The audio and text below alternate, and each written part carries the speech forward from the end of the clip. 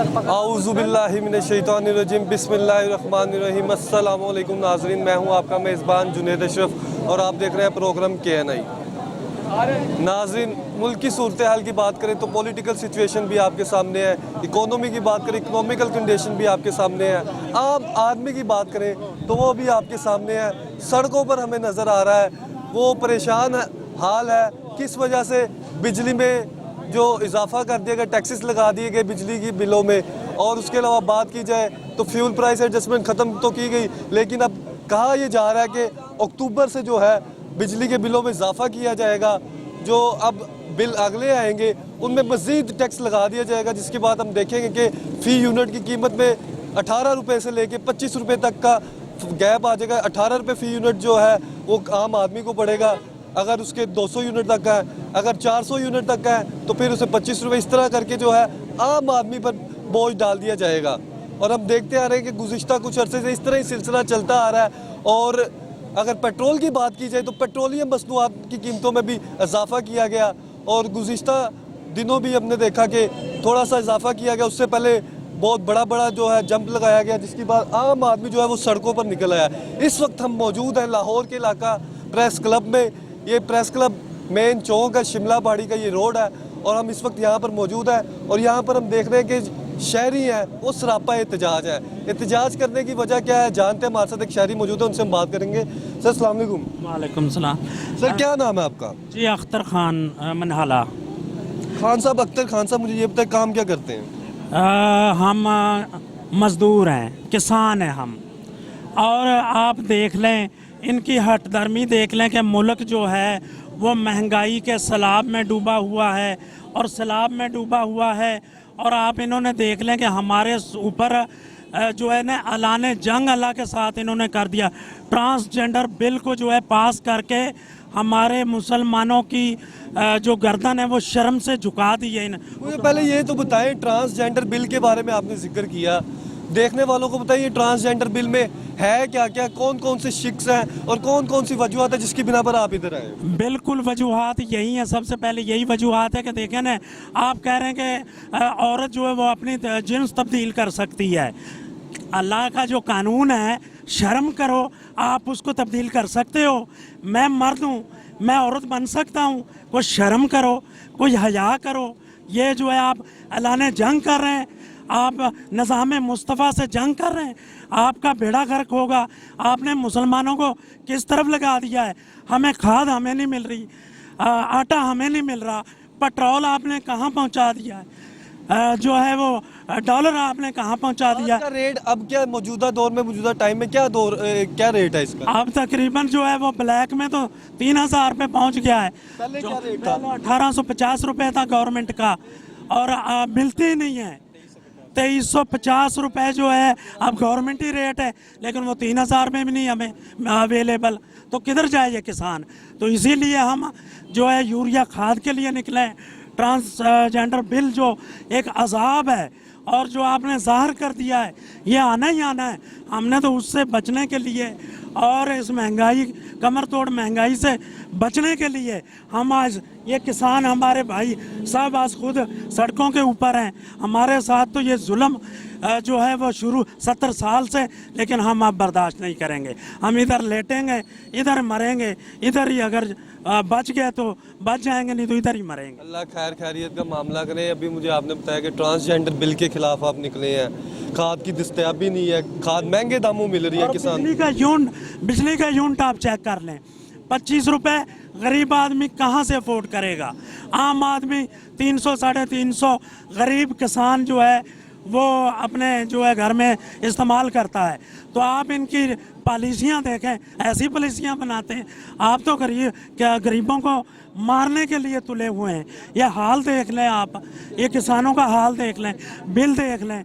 किसानों के लिए तो बहुत अच्छे इकदाम नहीं किए गए थे। हुकूमत तो दावे करती है कि किसान को खुशहाल बनाया जाएगा, इसलिए उनकी फेवर में जो है आपने देखा कि आपको पहले जो यूरिया खाद मिल रहा था वो भी 1850 का मिल रहा था। उसके बाद हमने देखा गंदम के रेट में भी कह रहे हैं कि किसानों की वजह से इजाफा किया गया है, ताकि किसान जो है वो खुशहाल हो। किसान खुशहाल होगा तो मुल्क खुशहाल होगा।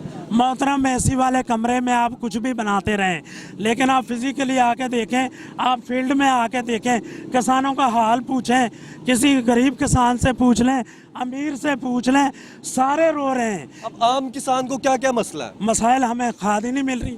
जब फसल को खाद नहीं डालेंगे, उसकी पैदावार जो है जो 50 मन एकड़ निकलती है वो 10 मन एकड़ निकल रही है। किधर जाएंगे हम, बताओ।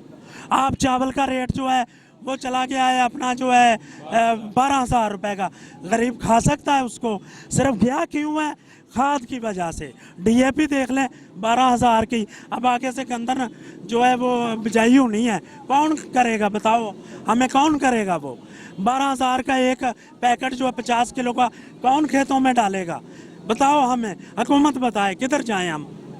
ये तो एसी वाले कमरे में और जनाब अपने मनपसंद किसानों के साथ एक दो जाली किसान बिठा लिए, पॉलिसी बना ली, सब अच्छा की रिपोर्ट चलेगी। ऐसे नहीं होता, ना हम होने देंगे। अभी आपने थोड़ी देर पहले बिल्स का भी जिक्र किया, बिल के हवाले से देखने वालों को बताएं कि कितने यूनिट चले थे, कितना बिल आया था, क्या सूरत हाल है? जिनके 50 यूनिट चले उनको भी 10,000 बिल है, और जिनके पॉलिसी का पता नहीं चल रहा कि बिल डाल किस सा। और एक और मसला है, अगर किसी का मीटर ख़राब हो जाता है उसको लैंड लॉसेस जो ये वापडा वाले चोरी करवाते हैं, उसको मेंटेन करने के लिए किसान के ऊपर जो है एक्स्ट्रा डी बिल जो चोरी जिसे कहते हैं वो डाल दिया जाता है। 500 यूनिट आप किसान को वो डाल देते हैं घरों पे। यार किस सूरत में डाला जाता है? जब मीटर खराब हो, फिर खराब हो गया, आपकी रिस्पॉन्सिबिलिटी है, आप उसको चेंज करें, फ्री में करें। आप जो कानून है, बिल किसका डाल रहे हैं आप? जब उसने चोरी नहीं की, तकनीकी फॉल्ट है, वो ख़राब हो गया, उस पर आप 500 यूनिट डाल रहे हैं। यार को खुदा का खौफ करें। 500 यूनिट का बिल जो है मेरा किसान दे सकता है? कभी भी नहीं दे सकता। मुझे ये बताएं, आपके माशाल्लाह कितने बच्चे हैं? मेरे 5 बच्चे हैं। 5 बच्चे हैं, सारे पढ़ते हैं? सारे पढ़ते हैं जी। तो कितनी ज़मीनें हैं आपकी? ज़मीनें हमारे किसी के 10 एकड़ हैं, किसी के 15 एकड़ हैं, किसी के 5 एकड़ हैं, किसी के 2 एकड़ हैं, किसी 50 एकड़ वाला भी रो रहा है, 100 एकड़ वाला भी रो रहा है। 50 एकड़ वाला है, उसकी मालियत भी काफ़ी बन जाती है। 100 एकड़ वाले की मालियत है एज इट रहेगी। मालियत 1 एकड़ की 50 करोड़ भी हो जाए, लेकिन उसका किसान को फ़ायदा नहीं है, क्योंकि वो बेच नहीं रहा, आपको गंदम दे रहा है। करोड़ों की आबादी को वो गंदम प्रोवाइड कर रहा है, लेकिन आप जब उसकी कीमत का तयन करेंगे, उसको बेच देंगे, तो आप कहाँ से खाएंगे? कहाँ से? अभी आपने गंदम का भी जिक्र किया, और अब आप देख रहे हैं कि जो आटा है वो भी महंगा हो गया है। आटे के बैग जो 20 किलो वाले हैं, पहले हम देखते थे 490 रुपये में ये हुकूमत फराम करती थी, ठीक है, सब्सिडी वाला, और उसके बाद अब जो है 648 रुपये कर दिया गया है। अब और इजाफा, और ओपन मार्केट में 117 रुपये किलो तक भी फ़रोख्त हो रहा है चक्की का आटा। तो इसकी आप क्या समझते हैं कि क्या वजह आटा महंगा होने की? हमें तो सर 130 रुपये जो चक्की का आटा मिल रहा है वहाँ पे लाहौर में, जो मज़ाफ़ाती इलाके हैं। आपने 30 लाख टन जो गंदम है बाहर से जो है वो एक्सपोर्ट की है, इंपोर्ट की है, आपने किस लिए की है? इसीलिए की है कि किसान को खाद नहीं मिली, ज़मीनों की पैदावार कम हो गई है। अब ये बहरान बढ़ता जाएगा, किसान कहाँ जाएगा, आवाम कहाँ जाएगी? 75% आबादी है किसान की, तो वो कहाँ क्या करें? अगर गंदम दस्तयाब नहीं है, इतनी मौजूद नहीं है जितनी हमें डिमांड है, तो फिर हम कितना टाइम आगे लगेगा, कितना टाइम पीरियड नई गंदम को तैयार होने में लगेगा, और फिर तब तक के लिए हम किस तरह फिर इंपोर्ट ही करते रहेंगे? इंपोर्ट ही ये करेंगे, और इनके पास हाल नहीं है। हाँ, ये वक्त है हमारे किसान को सरकारी रेट पे यूरिया खाद, डीएपी खाद और बिजली के जो बिल हैं, किसान को रिलीफ मिले तो अल्हम्दुलिल्लाह किसान जो है वो 75% आबादी है उसकी पाकिस्तान में, वो अपने पैरों पे मुल्क को खड़ा कर सकता है। अगर उसको रिलीफ दिया जाए। उसको किस तरह यूरिया सस्ता करके बिजली के बिल में रियायत दे के किस तरह का रिलीफ आप चाह रहे हैं, कौन कौन सी चीज़ों में चाहते हैं कि सरकारी रेट पे जितने भी है ना, हमें जितने भी एजेंसीज, खाद एजेंसी बनी हुई हैं वहाँ से मिले, लेकिन अभी तक किसी को नहीं मिल रही। ये बहरान जो है 1 साल से मुसलसल जो है वो सर उठा रहा है। बिल्कुल रिलीफ दिया जाए, यूरिया में भी दिया जाए, बिजली के बिलों में भी दिया जाए। और क्या कहना चाह रहे हैं? बिल्कुल है। और ये अजाब वाला काम इन्होंने किया है, अल्लाह के कानून, अल्लाह के पैगंबरों के कानून के साथ इन्होंने छेड़छाड़ की है। इसके लिए बिल्कुल हम जो है इसको मंजूर नहीं करेंगे। आप खुदा का खौफ करें और उलमा किराम इसमें अपना किरदार अदा करें। कुर्सियों के लिए आप ना मरें, कुर्सियाँ आनी जानी चीज़ हैं। निज़ाम मुस्तफ़ा को ना छेड़ें, अल्लाह के कानून को ना छेड़ें। ये नहीं हम मानते ट्रांसजेंडर, इसको ख़त्म करें फौरी तौर पे, वरना किसान जो है ना वो पहले ही मरा हुआ है। लेकिन ये ना हो कि हम आपके गले लग जाएं। जी बिल्कुल, आपके गले लग जाए। भाईजान अस्सलाम वालेकुम।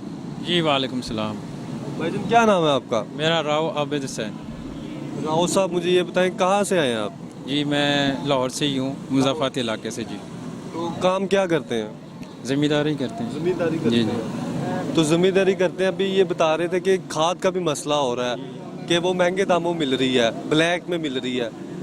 खाद की ब्लैक में मिलने की असल वजह है क्या? असल में मेरे मोहतरम असल वजह ये है कि जो माफिया बैठा है ना जी, वो स्टॉक करता है खाद को और वो फिर उन्हें महंगे दामों बेचता है। पाकिस्तान में खाद वाफर मिकदार में मौजूद है और यही वजह है कि वो खाद जो है किसान तक नहीं पहुंच पा रही, जिसकी वजह से शॉर्टफॉल हमारा लास्ट टाइम भी गंदम का काफ़ी बड़ा था, जिसकी वजह से ये हमें बाहर से मंगवाने की ज़रूरत आई। और अगर इसी तरह खाद ना मिली और जो बिजली के बिल हैं ये अगर इसी रेट से रेशो से बढ़े तो ये जो अब आने वाला सीज़न है गंदम का, तो मैं समझता हूँ कि पाकिस्तान को इससे भी ज़्यादा, अगर अब 25 लाख टन है तो इससे भी मेरा ख्याल है कि बहुत ज़्यादा बाहर से मंगवानी पड़ेगी। तो अगर ये पॉलिसी चेंज नहीं की, अब देखें खाद का इशू है, खाद पहले 1850 था, अब गवर्नमेंट 2350 रुपये हो गया। 2350 रुपये हो गया। आप कह रहे हैं कि 3000 से भी महंगी मिल रही है। और आपने जिक्र किया कि ये स्टॉक कर ली जाती है, माफिया पूरा इसे कंट्रोल करता है, मैनेज करता है। तो हुकूमत की जानिब से कोई एक्शन नहीं लिया जाता, या फिर हुकूमत देखती नहीं है कि माफिया को किस तरह कंट्रोल करना है, उन्हें किस तरह काबू करना है। आम किसान को अगर खाद नहीं मिलेगी तो किस तरह से उसे आउटपुट अच्छा मिलेगा, किस तरह से बेहतरी आएगी। इसे मोनीटर करने के लिए हुकूमत की जानिब से कोई एक्शन लिया गया हो, कोई कमेटी बनाई गई हो, कुछ किया गया हो? जी बिल्कुल, अभी तक कोई ऐसा अपना कोई कमेटी एरिया वाइज किसी किस्म की नहीं बनाई गई। महकमा ज़राअत से भी काफ़ी दफ़ा कंप्लेनें हमने की हैं, खाद नहीं मिल रहा। होता यूँ है कि वो अगर 1200 बैग की गाड़ी आती है उसमें से 150 बैग दे देते हैं, बाकी वो कहते हैं जी कि हमने वो रिकॉर्ड में मेंशन कर देते हैं 150 बैग हमने दिए हैं, बाकी 1100-1000 बोरी बैग जो है वो ब्लैक में जाती है। ठीक है, और वो ब्लैक में बिकती है। जब वो ब्लैक में जाती है तो किसान की कुव्वत खरीद से बाहर हो रहा है काम। इसी वजह से जो है गंदम की काश्त लास्ट टाइम भी कम हुई थी और इस दफ़ा भी उससे भी मेरा ख्याल है 75% कम होगी। किसान इस वक्त 2-3 मसाइल में घिरा हुआ है। नंबर एक तो हमें वो कीमतें नहीं मिल रही हैं जो किसान को मिलनी चाहिए। दूसरी बात यह है कि जब कीमतें मिलनी चाहिए पहले बताएं। ये मैं पहले आपको कॉस्ट बता दूं। अब एक जो है DAP की जो बैग है वो 12-13 हज़ार रुपये का मिल रहा है। ठीक है, यूरिया 3000 का मिल रहा है। इसके साथ आप बिजली की कॉस्ट को डाल लें, करीबन 24 से 37 रुपये इस वक्त जो टैक्सेस लगे हैं वो डाल के, तो 1 एकड़ में अगर 30 मन जो होती है उसका गवर्नमेंट रेट दे रही है 1800-2000 रुपये। तो उसमें से हम जब वो कैलकुलेशन करते हैं तो मेरा ख्याल 10,000 रुपये किसान को बचता है। अब मुझे बताएं 6 माह के बाद अगर वो 5 एकड़ का मालिक है, 50,000 में वो कैसे किचन चलाए अपना? ये टैक्सेस की वजह से। और बाकी जब उन्हें चीज़ें परचेज़ करनी पड़ती हैं किसान को तो वो महंगे दामों, अगर वो बाज़ार से डीज़ल परचेज़ कर रहा है वो महंगे दामों 300 से अबव जो है जो राउंड अबाउट इसके फिगर चल रही है। अगर खाद का मसला है तो वो भी महंगे दामों, DAP है वो महंगे दामों, बिजली अगर वो परचेज़ कर रहा है तो वो महंगे दामों। अब और उसके अलावा जितने ऑल ओवर टैक्सीज़ हैं उनमें इतना ज़्यादा इजाफा हो गया, इतना ज़्यादा इजाफा हो गया, इस वक्त लोग खुदकुशी के दहाने पर पहुंच चुके हैं। तो बताएं कैसे एक ज़मींदार 10 एकड़ का या 15 एकड़ का भी है मालक जो है, वो 6 माह के बाद उसकी फसल के पैसे आने होते हैं, वो इनको किस तरह मेंशन करे? ये तो कभी भी नहीं हो सकता। तो ये हुकूमत को चाहिए कोई पॉलिसी बनाए। ये रीढ़ की हड्डी है किसान। पाकिस्तान का 75% हिस्सा जो है वो ज़राअत पे मुश्तमिल है। एक वक्त था कि पाकिस्तान में इतनी खुशहाल ज़राअत थी कि हम बाहर चीज़ें प्रोवाइड कर रहे थे। कौन सा वक्त था? ये इससे पीछे आप 10 साल पीछे चले जाएं तो उस वक्त बहुत बेहतर रेशो थी। और ये लास्ट टाइम जो भी 6 माह या साल पीछे चले जाएं उसमें रेशो कम हुई, उससे ज़्यादा इस दौर में रेशो कम हुई है। और अगर ये इसी तरह बढ़ता रहा, फिर दूसरी बात, हमारे 75% एरिया में सैलाब है, ठीक है, वो एक अल्लाह का अजाब भी था।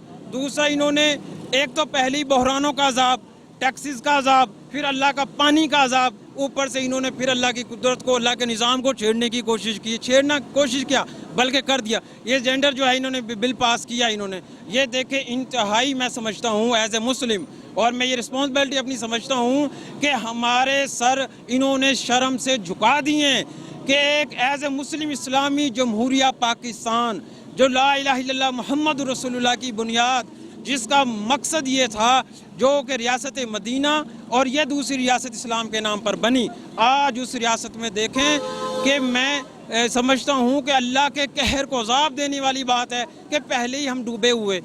सैलाब में आपने देखा कितना नुकसान हुआ है, और ऊपर से ये जो है इनका बिल पास कर देना, तो ये कहाँ की, खुदाया रहम करें, और मरना भी है, हमारे ऊपर भी रहम करें, अल्लाह के अजाब को दावत हुकूमत ना दे, और ये होश के नाखून लें, किसानों के साथ ज़्यादती बंद करें। अगर किसानों ने अपना काम छोड़ दिया, मैं ये आपकी तवासत से कहना चाहता हूँ, इस मुल्क की वो कैफियत नहीं होगी जो होनी चाहिए। किसान इस मुल्क की शान है, किसान इस मुल्क की जान है, और किसान एक वहद वो तबका है जो हमारे शहरों में बैठे हुए पूरे पाकिस्तान को मेहनत से गंदम, चावल, कपास, मकई, आटा, हर चीज़ वो प्रोवाइड कर रहा है। धूप में बच्चे मेहनत करते हैं और आप लोगों तक हम पहुंचा रहे हैं। ये देखिए, आप धूप में भी मेहनत करते हैं, आम आदमी तक जो है गंदम पहुंचती है, दीगर चीज़ें पहुंचती है, अजनास पहुंचती है, और हम देखते हैं कोई भी जब हुक्मरान या सियासतदान तकरीर करता है, वो मुखातिब करके कहता है किसानों के लिए हम ये पॉलिसी लाए हैं,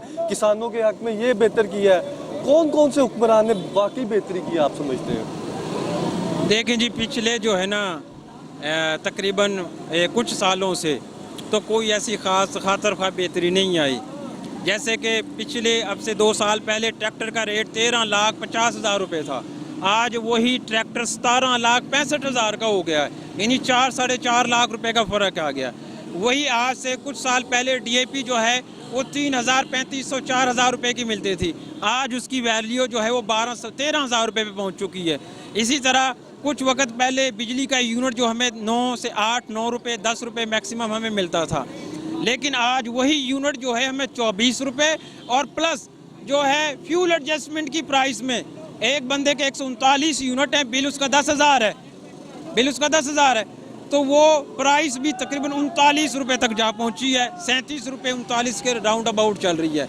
तो किसी गवर्नमेंट ने ये पिछली भी और इस वक्त किसी ने अगर 200 यूनिट चला लिए, किसान ने 100 यूनिट चला ली, 100 यूनिट का कितना बिल आ रहा है, 200 यूनिट का कितना आ रहा है? 200 यूनिट का जो है इन्होंने जो अब नई स्लैब जो बनाई है उसमें यह कि अगर 100 यूनिट का बिल आपका 8,000 रुपये बन रहा है और 101 यूनिट होता है, तो वो अगर 24 रुपये 100 यूनिट की कॉस्ट आई है, तो एक यूनिट की वजह से 101 यूनिट की कॉस्ट 34 रुपये आएगी, यानी वो डबल कर दिया है। तो इसका मतलब जो जिसके 200 यूनिट चल गए हैं उस वो कितना बिल उसे आएगा, कितना देगा वो? ये करीबन 16,000 देगा, 16 से 18,000।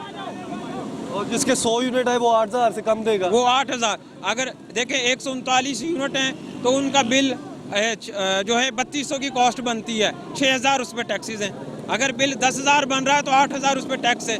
और किसान के ऊपर देखें जुल्म, अगर बिल 25,000 है तो 30,000 उसके ऊपर टैक्स है।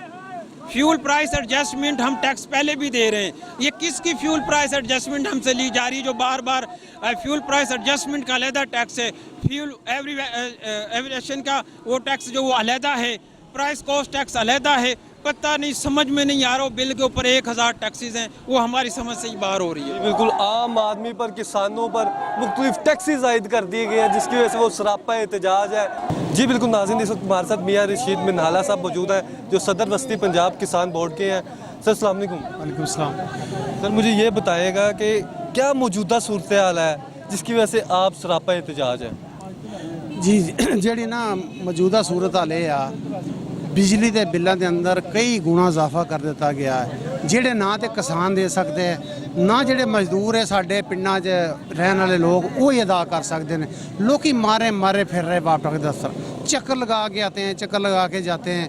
लोगों के उपर बिल्कुल ये जुल्म इन्होंने जड़ा ना कायम कर दिता, कई गुना जड़ा बिजली का बिल वधाउण दा ये लोगों दे नाल इन्हां बेइंसाफी की। नॉर्मल किसान को, आम कोई भी किसान है, उसे कितना बिल आ रहा?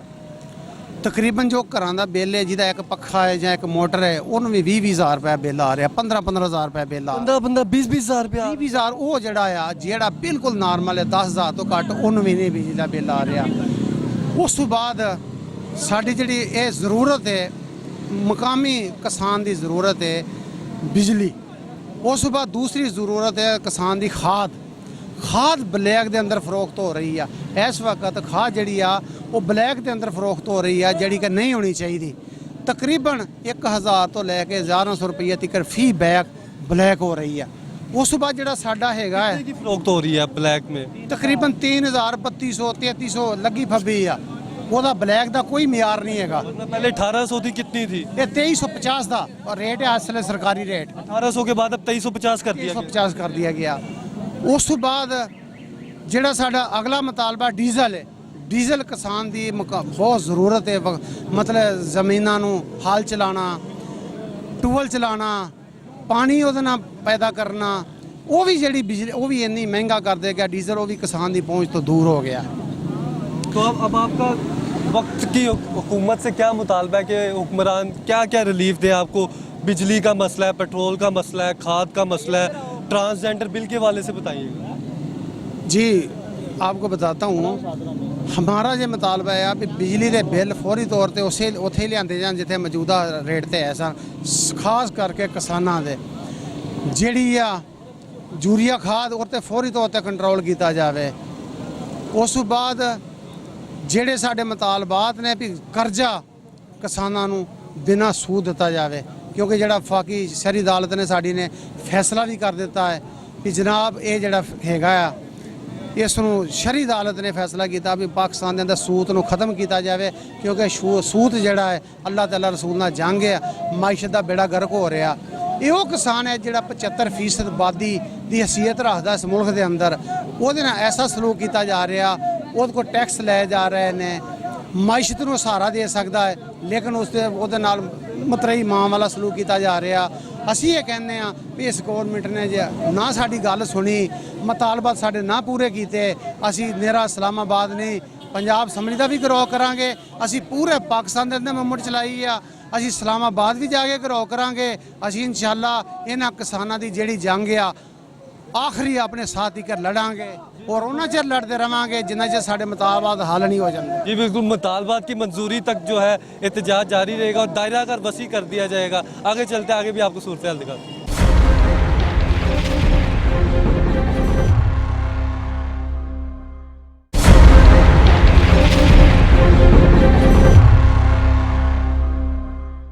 वेलकम बैक नाज़रीन, इस वक्त हमारे साथ एक और शहरी मौजूद है, उनसे हम बात करेंगे। भाई अस्सलाम वालेकुम। वालेकुम। भाई क्या नाम है आपका? मेरा नाम शौकत अली है।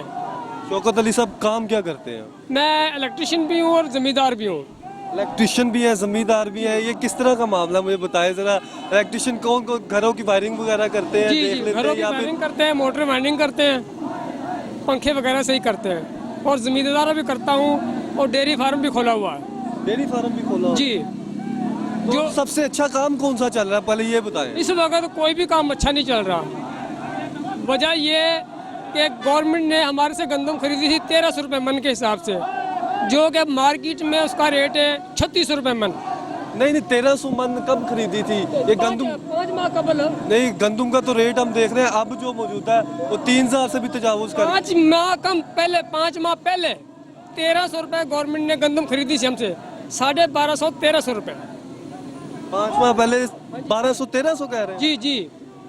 फिर इसका अब रेट जो है डबल हो गया, डबल का भी ट्रिपल हो गया। जो कि जिसकी वजह से जो हम मवेशियों को वंडा डालते हैं, खल डालते हैं, उसके एक तोड़े के पीछे 1000 रुपये का इजाफा हो गया। कौन से तोड़े के पीछे, कौन से बैग के पीछे? बैग ही है, वंडा बैग है, गोली वंडा है, खल है, चोकर है, उसके अंदर और दूसरे वंडे, 1000 रुपये का इजाफा हो गया जी।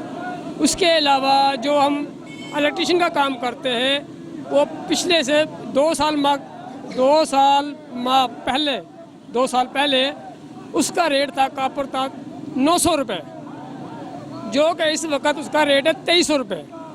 गरीब आवाम जो है अपना पंखा वगैरह सही कराने से कासर है, क्योंकि 80% आबादी जो देहात के अंदर लोग गरीब हैं, मजदूर तबका है, उनकी सैलरी जो है 20 या 25 हज़ार रुपया है। 20-25 हज़ार रुपये जो है वो सैलरी है आम आदमी की, गरीब बंदे की, जी। ठीक है। और जो बिल आपने बताया, बिल्स के हवाले से बताइए। बिल के हवाले से मैं ये बताऊंगा, जो बिल पिछले साल आता था 1600 या 1700 रुपये, वो इस वक्त आ रहा है 6000 रुपया। जो पिछले साल 1700 था या 1600 था, वो बिल आ रहा है 6000 या 7000 रुपया। इस मरतबा महकमा वापडा ने, लेस्को ने पहले बिल डालते थे 10 रुपये यूनिट के हिसाब से पिछले साल, इस मरतबा उन्होंने बिल डाला है 40 रुपये फ़ी यूनिट के हिसाब से, तमाम टैक्सेस डाल के। क्योंकि मेरे 470 यूनिट चले घर के, पिछले यानी कि पहले इनकी साहब के सालों में जो कास्ट थी वो थी 6500 या 7000 रुपया। इस मरतबा वो आया 21,000 कुछ रुपए का बिल। 21,000 रुपये का बिल आपको आया था? जी। कितने यूनिट चले थे? यानी कि 570 यूनिट 570 जी। ये बिल मेरे पास मौजूद है। ये 570 यूनिट तो जब भी चलते हैं, या फिर कोई मशीन लगी हो हैवी, या फिर एसी लगा हो? नहीं, एसी भी नहीं लगा हुआ, घर में मैंने मिस्त्री लगाए थे। गलत बयानी करना मुसलमान का काम नहीं है। अच्छा, सच बोलना। 452 यूनिट चले हैं। 452 बिल आया 20,000 रुपया। अच्छा, हाँ जी, ये इलाका मोहम्मदपुरा का इलाका बात है। हाँ जी, मोहम्मदपुरा का ये इलाका है, और आपको जो है 32,233 रुपये बिल आया है। इस वाले से क्या कहना चाहेंगे? मैं ये खाद के वाले से, मैं ये हवाले से, ये खाद सस्ती होनी चाहिए, गंदम सस्ती होनी चाहिए, ताकि गरीब को रोटी मिल सके। जिस हिसाब से गंदम का रेट ऊपर गया है, आटे का रेट ऊपर गया है, तो गरीब तबका जो 80% आबादी है वो मजबूर हो गई है फाका कशी के लिए। खाने को रोटी नहीं मिल रही, पहनने के लिए कपड़ा नहीं मिल रहा, तालीम के लिए पैसे नहीं है, बच्चों की तालीम के लिए। और ये भी ट्रांसजेंडर बिल के हवाले से भी कह रहे थे, उस वाले से क्या कहें? क्या ट्रांसजेंडर बिल जो पास हुआ था, वो इन्होंने गलत किया है, वो हमें नामंजूर है। जो गवर्नमेंट पॉलिसी अख्तियार कर रही है अपने चाहने वाले के मुताबिक, जो उनके चाहते लोग वे बैठे हुए असम्बलियों के अंदर, एसी के अंदर, उनके जो फैसले वो कर रहे हैं वो हमें नामंजूर है। क्योंकि फैसले जो है वो आवाम करेगी, और आवाम का हक है जो एसी में बैठ के फैसले कर रहे हैं, ये हमें नामंजूर है। बिल्कुल नाज़रीन, ये बिल नामंजूर है, और जो ये फैसले किए जा रहे हैं वो भी नामंजूर है। यहाँ पर जो शहरी है वो सरापा एहतजाज है। सर, चाचा जी अस्सलाम वालेकुम। हाँ जी, अस्सलाम वालेकुम। वालेकुम सलाम। चाचा जी क्या नाम है आपका? मोहम्मद साहब। सर, काम क्या करते हैं? वाई जमींदारी। कितना टाइम हो गया वैसे आपको? काफ़ी माशाल्लाह तजर्बा। जम्मे पड़े ऐसे भाई जी, जम्मे पड़े भाई जी। तो अब माशाल्लाह उम्र भी आपकी 75-80 साल लग रही। कितनी उम्र है? अब 70 का साल। 75 साल है माशाल्लाह, 75 बरस हो गई आपकी उम्र। और अब जो क्या वजह बनी है कि अब एहतजाज करना पड़ रहा है? आगी लागी लोगों को चीज़ खदाई लभदी नहीं कोई भी। बिजली जरिया कर लेन, एक दो जून ਜਿਹੜੇ फूके ने पा देने। साडा अपना टूल है, वो चोरी उत्ते वध किन्ने पा दे। कई बार जाके आखी दा चलो चल तुसीं तार दो, फिर घटा दांगे। पैसे लैण दे मारे सानूं पैसे दो। बिल भी ज़्यादा आ रहे हैं। बिल ज़्यादा बेबार बिल हो, मैं ना जिन्ना यूनिट फूके ने उन्होंने किन्ने ज़्यादा पा दे देना। तो जो जाके आखिए ना उसे दफ्तरे तो आधे चल आकर तार दो, फिर कहाँ सही। इस तरह हो कोई सार कहे जे घर का तो भी लोगों का वध किन्ना अं की करिए, सानू पिछों डंडा चढ़िया। खाद ना मिलने की असल वजह क्या समझते हैं आप? खाद साड़ी देश की कितने ब्लैक ही मिलती है। क्या वजह है इसकी ब्लैक मिलने की वजह क्या है? ਘੁੰਮਣ ਦੀ ਵਜ੍ਹਾ ਹੋਰ ਕੀ ਪਤਾ ਸਾਨੂੰ ਕੀ ਪਤਾ ਕਾਰ ਕਿੱਥੋਂ ਆਉਣੀ ਕਿੱਥੋਂ ਨਹੀਂ ਘੁੰਮਦੇ ਨੇ ਜੇ ਡੀਲਰ ਨੇ ਉਹ ਬਲੈਕ ਦਿੰਦੇ ਨੇ 2800 ਰੁਪਏ ਦਾ पहले कितने का तोड़ा था बैग कितने? 1770 रुपये। तो इससे तो आपको फर्क पड़ रहा है, फिर इसलिए आप बाहर निकले। अब क्या कहना चाहेंगे, किस तरह से इसे ਮਤਲਬ ਨਹੀਂ ਖਾਦ ਲੱਭਦੀ ਜੇ ਤੇਲ ਆ ਤੇ ਉਹ ਬੇਭਾਅ ਮਹਿੰਗਾ ਬੱਤੀ ਆ ਤੇ ਉਹ ਬੇਭਾਅ ਮਹਿੰਗੀ ਆ ਜ਼ਿਮੀਦਾਰ ਕਾਹਦਾ ਹੋਵੇ ਮਤਲਬ ਤੇਲ ਲੈਣ ਜਾ ਕੇ ਕੁੜੀਆਂ ਤੇ ਅੱਧੇ ਉਹ ਬਹੁਤਾ ਟੱਪ ਗਿਆ ਕਿਤੇ ਬੱਤੀ ਆ ਤੇ ਉਹ ਵੀ ਅੱਧੇ ਟੱਪ ਗਈ ਕਿਤੇ ਜ਼ਿਆਦਾ तेल का इस्तेमाल कहाँ कहाँ होता है, किस किस चीज़ में तेल की वजह से फर्क? ट्रैक्टर ਤੇ ਉਹ ਇਧਰ ਆ जी बिल्कुल नाज़रीन, आपने गुफ्तगू सुनी इनकी, वो कह रहे हैं तेल का भी इस्तेमाल होता है। सर पिछले साल ट्रैक्टर की बगाई थी सी की 600 रुपया, इस वक्त है 1500 रुपया सी की हल्की एक बगाई, और डिस्काउंट की थी 1200 रुपया, इस वक्त है वो 3000 रुपया। उसके अलावा जो ट्रैक्टर के पुर्जात हैं पुर्जे हैं वो भी 2 गुना ज़्यादा बढ़ गए हैं। हर चीज़ महंगी हो हर चीज़ महंगी हो गई है। अगर ये कंट्रोल ना की गई तो जो ये किसान है जो मुल्क की रीढ़ की हड्डी की मानद है और ताकत रखता है, ये गंदम बीजना छोड़ देंगे। ये जो दूध के जो पिछले दिनों में जानवरों में बीमारी आई है, गवर्नमेंट ने हमसे कोई तावन नहीं किया। जी बिल्कुल नाज़रीन, आपने गुफ्तगू सुनी कि किसान जो है वो मेहनत करते हैं, उसके बाद ही हम देखते हैं कि उसका सिला मिलता है, फसल तैयार होती है, फिर उसके बाद आम शहरियों को खाने के लिए मुख्तलिफ चीज़ें मिलती है, चावल मिलते हैं, आटा मिलता है, दूसरी चीज़ें मिलती है। और जब तक इन्हें रिलीफ नहीं दिया जाएगा, जो रीढ़ की हड्डी की हैसियत रखते हैं एग्रीकल्चर, तो पाकिस्तान ग्रो नहीं करेगा, आम आदमी को खाने पीने की अशिया नहीं मिलेंगी। आगे चलेंगे, आगे भी आपको सूरत हाल दिखेगी। जी बिल्कुल नाज़रीन, इस वक्त हमारे साथ एक और शहरी मौजूद है, उनसे हम बात करेंगे। सर अस्सलाम वालेकुम। जी वालेकुम सलाम। सर क्या नाम है आपका? मोहम्मद जमील। जमील साहब काम क्या करते हैं? मैं काम वेल्डिंग का करता हूँ। किसका? वेल्डिंग का। वेल्डिंग का। जी।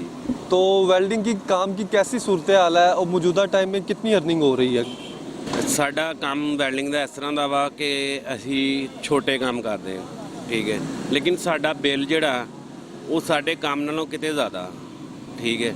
ਮੈਂ ਬਿੱਲ ਸਹੀ ਕਰਵਾਉਣ ਵਾਸਤੇ ਸੁਕਨਹਿਰ ਤੇ ਆਇਆ, ਸੁਕਨਹਿਰ ਤੇ ਆਇਆ, ਇੱਕ ਸ਼ਹਿਰੀ ਆਇਆ ਉੱਥੇ ਮਜ਼ਦੂਰ आदमी। आपका बिल कितना आया था? मेरा बिल आया 61,000। आपका बिल जी वेल्डिंग का 61,000। हाँ जी 61,900 कुछ। तो वैसे आप डेली कितना कमाते हैं राउंड अबाउट तकरीबन? तकरीबन 24-2500 रुपया, ठीक है। हाँ ठीक।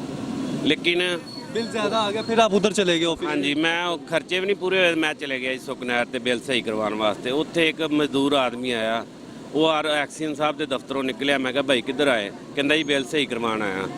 ਮੈਂ ਕਿਹਾ ਫਿਰ ਹੋ ਗਿਆ? ਕਹਿੰਦਾ ਨਹੀਂ ਆਰਓ ਸਾਹਿਬ ਕੋਲ ਨੇ ਭੇਜਤਾ। ਆਰਓ ਸਾਹਿਬ ਨੇ ਕਿਹਾ ਜੀ ਇਹਦੀਆਂ 3 ਕਿਸ਼ਤਾਂ ਜਿਹੜੀਆਂ ਨੇ ਮੈਂ ਅੱਗੇ ਕਰ ਚੁੱਕਿਆ ਵਾਂ, ਇਸ ਤੋਂ ਵੱਧ ਮੈਂ ਨਹੀਂ ਕਰਦਾ, ਇਹਨੂੰ ਜਾ ਕੇ ਤੁਸੀਂ ਤਾਰੋ। ਉਹ ਕਹਿੰਦਾ ਜੀ ਸਾਰੇ 65,000 ਰੁਪਇਆ ਬਿੱਲ ਹੈ, ਮੈਂ ਮਜ਼ਦੂਰ ਆਦਮੀ ਆ, ਮੈਂ ਕਿਸ ਤਰ੍ਹਾਂ ਇਹਨੂੰ ਕਰਾਂਗਾ? ਉਹਨੇ ਕਿਹਾ ਮੈਨੂੰ ਨਹੀਂ ਪਤਾ, ਜਿਸ ਤਰ੍ਹਾਂ ਮਰਜ਼ੀ ਕਰ। ਮੈਂ ਉਹਦੇ ਨਾਲ ਹੀ ਬਾਹਰ ਆ ਗਿਆ। ਮੈਂ ਕਿਹਾ ਯਾਰ ਇਹਨੂੰ ਮੈਂ ਪੁੱਛਦਾ ਵਾਂ, ਇਹ ਹਿੱਲਣ ਦਿਆ। ਮੈਂ ਕਿਹਾ ਕਿਤੇ ਅੱਲਾ ਨਾ ਕਰੇ ਇਹਨੂੰ ਕੁਝ ਹੋ ਸਕਦਾ।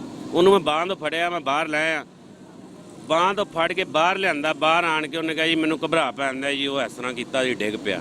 ਮੌਕੇ 'ਤੇ ਉਹਦੀ ਡੈਥ ਹੋ ਗਈ ਹੈ। ਆਰਓ ਸਾਹਿਬ ਨੇ ਇੰਨਾ ਨਹੀਂ ਕੀਤਾ ਕਿ ਉਹਦੇ ਵਿਚਾਰੇ ਦੀਆਂ ਫਿਰ ਕਿਸ਼ਤਾਂ ਕਰਦੇ ਤਾਂ ਕਿ ਉਹ ਆਸਾਨੀ ਹੋ ਜਾਵੇ। डेथ हो गई? ਡੈਥ ਹੋ ਗਈ ਉਹਦੀ। कितनी उम्र थी? कितनी उम्र थी? ਤਕਰੀਬਨ ਉਹਦੀ 40 ਤੋਂ 45 ਸਾਲ ਉਮਰ ਹੋਣੀ ਹੈ। ये बिजली के बिल की टेंशन में ਹਾਂਜੀ, ਬਿਜਲੀ ਦੇ ਬਿੱਲ ਤੋਂ ਟੈਨਸ਼ਨ ਨਾਲ ਉਹਦੀ ਡੈਥ ਹੋਈ ਹੈ। ਕਿਸੇ ਨੇ ਉਹਨੂੰ ਇਹ ਨਹੀਂ ਪੁੱਛਿਆ ਕਿ ਯਾਰ ਤੂੰ ਕਿੱਧਰ ਆਇਆ ਕਿੱਧਰ ਨਹੀਂ। ਉਹ ਵਿਚਾਰਾ ਇੰਨਾ ਪਰੇਸ਼ਾਨ ਹੀ ਕਿ ਉਹਦੀ डेथ हो गई है। नाज़रीन खुदारा ये देखिए, ये वो आदमी है, गरीब आदमी है जिन्हें बिजली के बिल्स की टेंशन होती है, इन्हें रात को नींद नहीं आती। वो बुजुर्ग, वो 40-45 साल जो मजदूर था, जब बिल की किस्त करवाने के लिए उधर उसने रुक किया, लेकिन उसकी किस्तें नहीं की गई तो वो मौका पर ही जाँ बाक हो गया। दिल का उसे अटैक हुआ, वो उधर ही मर गया। उधर ही मर गया। कोई किसी ने देखा नहीं, पूछा नहीं उधर। ਵਾਮ ਜਿਹੜੀ ਇੰਤਜ਼ਾਰ ਬਿੱਲ ਸਹੀ ਕਰਵਾਉਣ ਆਈ ਹੈ, ਉਹਨਾਂ ਨੇ ਉਹਨੂੰ ਕੀ ਕਰਨਾ ਸੀ, ਪੁੱਛਿਆ ਉਹਨੂੰ, ਚੁੱਕਿਆ ਵਾ ਮੰਜੀ ਦੇ ਉੱਤੇ ਪਾ ਦਿੱਤਾ। ਕਿਸੇ ਨੇ ਉਹਦੀ ਹੈਲਪ ਨਹੀਂ ਕੀਤੀ। ਪਿਛਲੇ ਉਹਦੇ ਆਏ ਉਹਨੂੰ ਲੈ ਗਏ। ਅਸੀਂ ਇਸੇ ਟੈਨਸ਼ਨ ਦੇ ਵਿੱਚ ਆਪਣਾ ਬਿੱਲ ਨਹੀਂ ਸਹੀ ਕਰਾਇਆ ਸੀ ਕਿ ਸਾਨੂੰ ਨਾ ਕੁਝ ਹੋ ਜਾਏ, ਚੁੱਪ ਕਰਕੇ ਜਾ ਕੇ ਤਾਰ ਦਿੱਤਾ। नाज़रीन सूरत हाल देख लें कितनी गमगीन है कि आम आदमी के लिए 2 वक्त की रोटी पहले ही मुश्किल थी, अब बिजली के बेजा टैक्सेस ने उसे मज़ीद जो है परेशान हाल कर दिया है, जिसकी वजह से जो है बिजली के बिलों ने ही उस गरीब तबके को, गरीब आदमी को पिस कर रख दिया है। महंगाई में पहले ही वो पूरी तरह पिसा हुआ है और अब से क्या क्या कह रहे हैं आप? ये देखो है भाई दा बिल है। सर ये मेरा बिल है, मेरे पास वीडियो है, मैं आपको सबूत दे सकता। ये वापडा वालों ने खुद वीडियो बनाई है, ये एसडीओ ने मुझे वीडियो खुद सेंड की है। इसमें आप प्रूफ दे दे कोई भी, ये जाके इसमें कोई चीज़ नज़र नहीं आ रही कि कहाँ तार लगी है, कहाँ से लगी है। सर 22 यूनिट का ये बिल उन्होंने दिया है। आप वीडियो ये चला भी सकते हैं, आप वीडियो ये मीटर की 2 तारें, 2 अंदर की। सर ये अंदर से एक तार आ रही है, बिल चेक कर लो। अंदर से तार जरूर आ रही है, ये दरवाजे के साथ है, ये होल्डर लगा है बाहर रोशनी देने के लिए। और इन्होंने मेरे पे 2 लाख रुपया बिल डाल दिया। सर मैं अपनी जॉब से भी अभी फारिग हुआ हूँ, मैं नॉर्दर्न सुई गैस में जॉब करता था, उन्होंने मुझे निकाल दिया, कॉन्ट्रैक्ट बेस पे था। सर ये मैं धक्के खा रहा हूँ, वफाकी मौसम के दफ्तर आता हूँ, जब भी बुलाते हैं तारीख दे देते हैं। मैं अब आया हूँ, उन्होंने मुझे 70% बिल डाला, मैं उठ के आ गया। मैंने कहा मैंने नहीं करवाना, मैं कहाँ से कहते 3 किस्तें कर देते हैं इसकी। सर मैं इतना बिल कहाँ से जमा करूँ? मेरे तो 2200 बिल आया था, ये देखिए 2200 बिल आया।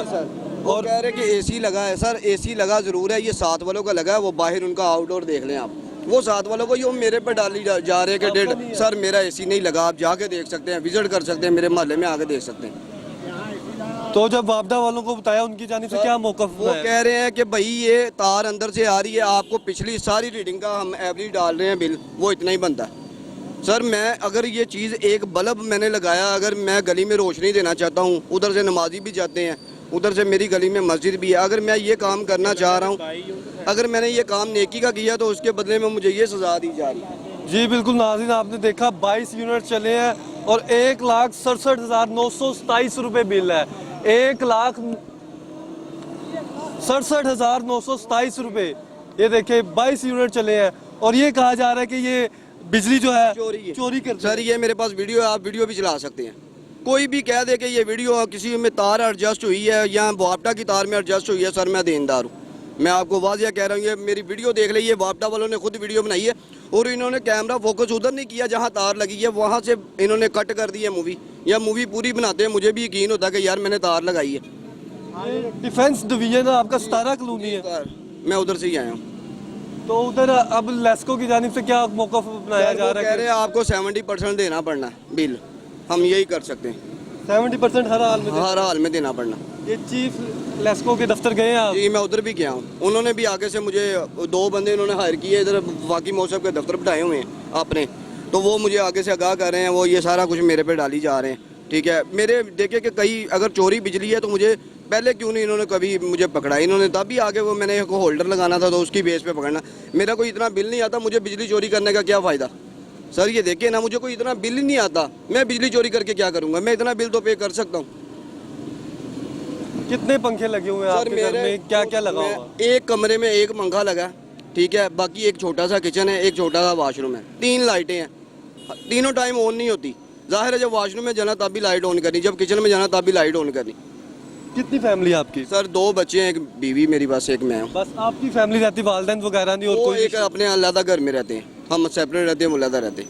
जी बिल्कुल नाज़रीन, आपने सूरत हाल देखी कि 22 यूनिट कंज्यूम हुए हैं, 1,67,927 रुपये बिल आया है और ये कहा जा रहा है कि चोरी की जा रही है, लेकिन इसकी भाई की जानिब से मौक़िफ़ अपनाया जा रहा है कि कोई चोरी नहीं है, कोई प्रूफ नहीं किया। ये वीडियो दिखाई जा रही है कि तारे वगैरह जो बाहर लगी हुई हैं उसमें सिर्फ बल्ब इस्तेमाल होता है। और इनके घर में एसी है, आपके घर में एसी भी नहीं है, कह रहा है इनके घर में एसी नहीं है। और 1,67,000 से ज़ायद का बिल है, इसे देखना चाहिए, हल करना चाहिए।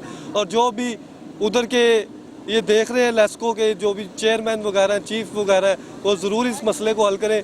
भाई आप बता रहे थे कि उस बंदे की डेथ होगी बिजली के बिल की वजह से। जब इस तरह की सूरत हाल होगी मुल्क में, ठीक है, किसान तबका जो है वो परेशान हाल होगा, आम आदमी परेशान हाल होगा, कोई गरीब तबका जो है उसे ये टेंशन होगी मेरे बच्चे को खाना खिलाना है, तो किस तरफ मुल्क जा रहा है, क्या सूरत हाल हो रही है?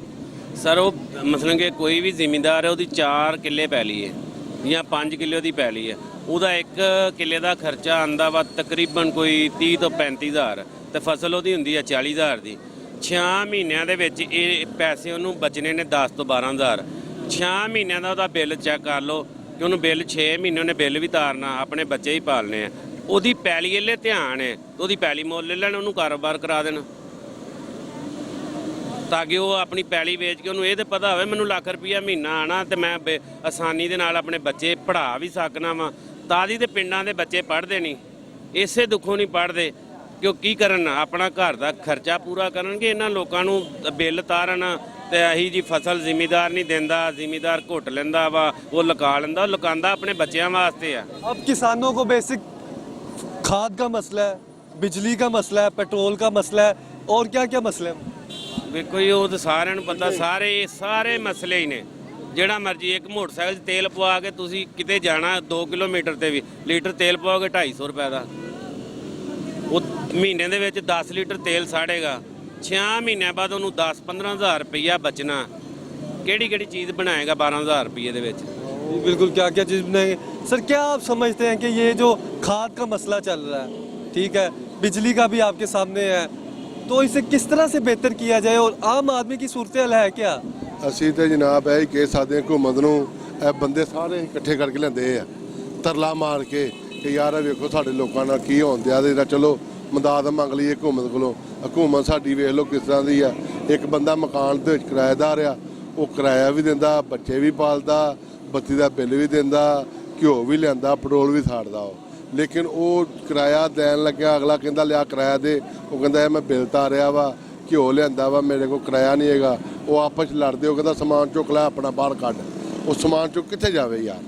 ਬੜੀ ਪਰੇਸ਼ਾਨੀ, ਨਿੱਕੇ ਬੱਚੇ ਨੇ, ਕਿਰਾਏਦਾਰ ਆ ਬੰਦਾ, ਅੱਜ ਮਹਿਮਾਨ ਆ ਜੇ ਕਿਸੇ ਦੇ ਕੋਲ ਤੇ ਉਹ ਨਹੀਂ ਵਾਰਦਾ, ਅੱਜ ਉਹਦਾ ਸਮਾਨ ਚੁਕਾ ਕੇ ਬਾਹਰ ਕੱਢਣ ਦੇ ਆ। ਉਹਨੂੰ ਡੱਕਿਆ, ਤੇਰੀ ਮਿਹਰਬਾਨੀ ਆ, ਚਲੋ ਵਕਤ ਸਾੜੋ। ਲੇਕਿਨ ਹੁਕੂਮਤ ਨੂੰ ਚਾਹੀਦਾ ਕਿ ਥੋੜ੍ਹਾ ਜਿਹਾ ਸਾਥ ਕਰ ਦੇਣ ਕਿਸੇ ਬੰਨਿਓ ਵੀ, ਨਾ ਪੈਟਰੋਲ ਬੰਨਿਓ, ਨਾ ਆਟੇ ਵੱਲੋਂ, ਨਾ ਕਿਸੇ ਬਿੱਲ ਵੱਲੋਂ, ਨਾ ਸਾਨੂੰ ਕਿਸੇ ਹੁਕੂਮਤ ਨੇ ਅੱਜ ਤੱਕ ਆ ਕੇ ਇਹ ਆਖਿਆ ਕਿ ਚਲੋ ਵੀ ਤੁਹਾਨੂੰ ਇਹ ਫਾਇਦਾ ਦਿੰਦੇ ਆ। ਲੋਕ ਧੁੱਪੇ ਸੜਨਦੇ ਆ, ਭੁੱਖੇ ਮਰਨਦੇ ਆ, ਕੋਈ ਗੱਲ ਨਹੀਂ, ਇਹਨਾਂ ਨੂੰ ਪਰਵਾਹ ਹੀ ਕੋਈ ਨਹੀਂ ਹੈਗੀ। ਆਪਣੀ ਹੁਕੂਮਤ ਆਪਣੀ ਸੀਟ ਲੈ ਕੇ ਬਹਿ ਗਈ ਆ। ਇਹ ਚੋਰੀ ਪ੍ਰਵੇਸ਼ ਵਾਲੇ ਨੂੰ ਚਾਹੀਦਾ ਨਾ ਕਿ ਸਾਡਾ ਇਲਾਕਾ ਵਾ, ਆਪਣਾ ਉਹਦਾ ਇਲਾਕਾ ਵਾ, ਉਹਨੂੰ ਇਲਾਕੇ ਦੇ ਵਿੱਚ ਵੇਖਣਾ ਚਾਹੀਦਾ ਵੀ ਕੋਈ ਬਣਨ ਦਿਆ। ਉਹ ਚੱਲ ਕੁਛ ਨਹੀਂ ਤੇ ਗਰੀਬਾਂ ਵਾਸਤੇ ਥੋੜ੍ਹਾ ਬਹੁਤਾ ਕਿਰਾਏ ਦੇ ਜਿਹੜੇ ਲੋਕ ਬੈਠੇ ਉਹਨਾਂ ਨਾਲ ਵੀ ਵੇਖ ਲਵੇ। ਮਜ਼ਦੂਰ ਆਦਮੀ ਬੰਦਾ ਕਰਦਾ ਵੈਲਡਿੰਗ, ਜਿੱਦਾਂ ਭਾਈ ਕਰਦਾ ਵੈਲਡਿੰਗ ਕਰਦਾ 200 ਰੁਪਏ ਦਾ, 10,000 ਰੁਪਏ ਦਾ ਉਹਦਾ ਬਿੱਲ ਬਣਨ ਦਿਆ। 200 ਰੁਪਏ ਦਾ ਬਿੱਲ ਕਰਕੇ ਤੇ 10,000 ਰੁਪਏ ਬਿੱਲ ਉਹ ਕਿਹਨੂੰ ਕਰਕੇ ਦੇਵੇਗਾ ਵੈਲਡਿੰਗ? ਕਿਸੇ ਨੂੰ ਵੀ ਨਹੀਂ। ਅਸੀਂ ਬੜੇ ਮਜਬੂਰ ਹੋ ਕੇ ਆ ਨਿਕਲੇ ਇੱਥੇ, ਅਸੀਂ ਤਾਂ ਭੁੱਖੇ ਮਰ ਗਏ ਹਾਂ। ਇਸ ਵਾਸਤੇ ਆਖਿਆ ਭਾਜੀ ਇਹਦੇ ਵਾਸਤੇ ਕੋਈ ਐਸਾ ਹੱਲ ਕੱਢਾਈਏ। ਇਹ ਬੰਦਿਆਂ ਦਾ ਤੱਲਾ ਮਾਰ ਕੇ ਸਾਰੇ ਕਿਸਾਨ ਲਿਆਂਦੇ ਆ, ਸੜਕ ਤੇ ਨਿਕਲੇ ਆ, ਤੇ ਅੱਲਾਹ ਪਾਕ ਦੇ ਸਦਕੇ ਜਾਈਏ। ਹੁਕੂਮਤ ਨੂੰ ਅੱਲਾਹ ਹਦਾਇਤ ਦੇ ਦੇ, ਨਵੀਂ ਤੋਂ ਨਵੀਂ ਗੱਲ ਸੁਣਾ ਦਿੰਦੇ ਲੋਕ, ਆ ਫਲਾਨਾ ਕੰਮ ਕਰਤਾ ਹੀ, ਆ ਢੀਂਗਰਾ ਕਰਤਾ ਹੀ। ਗਰੀਬ ਦਾ ਉੱਥੇ ਹੀ ਆ।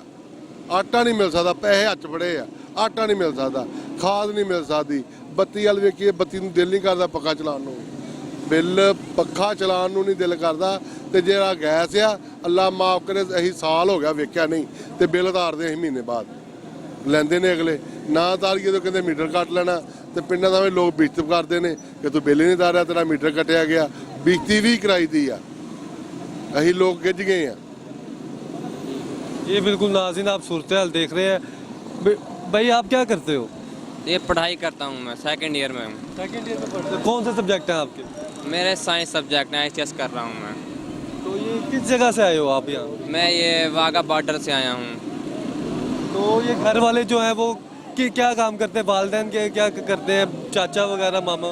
मेरे चाचा, ताया, अबू और मेरे दादा से लेकर अब तक हम सारे किसान हैं। और ये मैं हुकूमत से कहना चाहता हूँ, इस दफ़ा खाद की अदम दस्तयाबी की वजह से मेरी 6 माह की फसल ज़ाया हुई है, मेरे बाप की फसल ज़ाया हुई है। 6 माह हमें खाद नहीं मिली। इस दफ़ा खाद आई है तो उन्होंने अपने गोदामों में सेव किया उसे और उसे ब्लैक पर दिया है।